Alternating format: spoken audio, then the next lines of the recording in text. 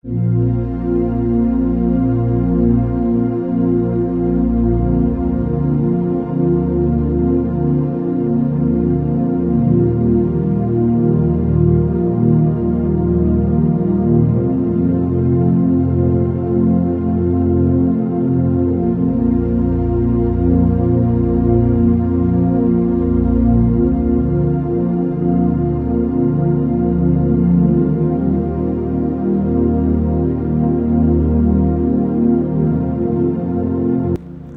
Prayer tower கட்டுறதுக்கான தேவைகள்னால் எப்படிண்ணா உங்களுக்கு சந்திக்கப்பட்டுச்சு?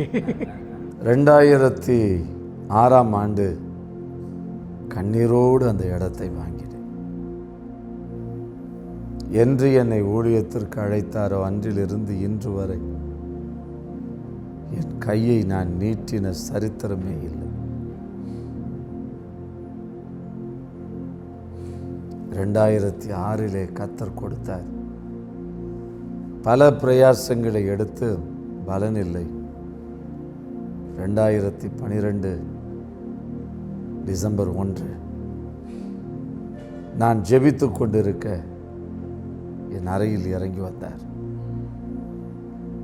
இந்த இடத்தை உனக்கு கொடுத்தேன், தகுதி இல்லாத உனக்கு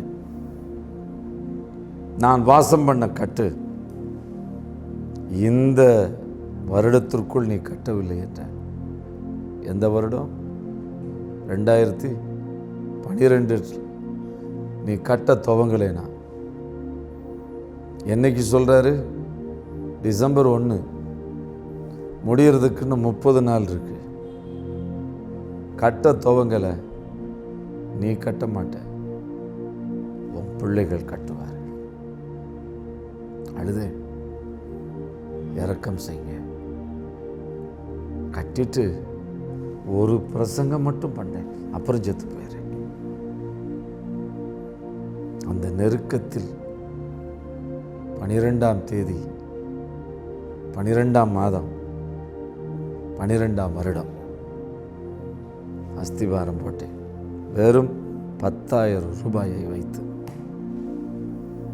இன்று வரை ஒருவர் கூட ராஜேந்திரனுக்கு நான் டொனேஷன் கொடுத்தேன்,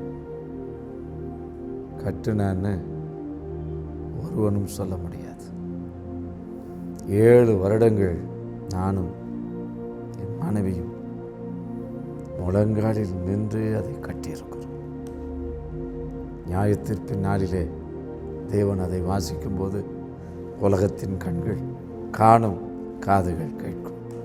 அன்று என் மனைவியும் என்னையும் பார்த்து என்னோடு இத்தனை அவமான நிந்தையும் ஒரு நாள் கூட முறுமுறுப்பில்லாமல் சகித்த என் பிள்ளைகளையும் கர்த்தர் சொல்வார், உண்மையும் உத்தமமான உள்ளங்களே உங்கள் அப்பா எஜமானி பிரவேசியுங்கள் என்று சொல்லுவார். அந்த நாளுக்கு காத்திருக்கிறேன்.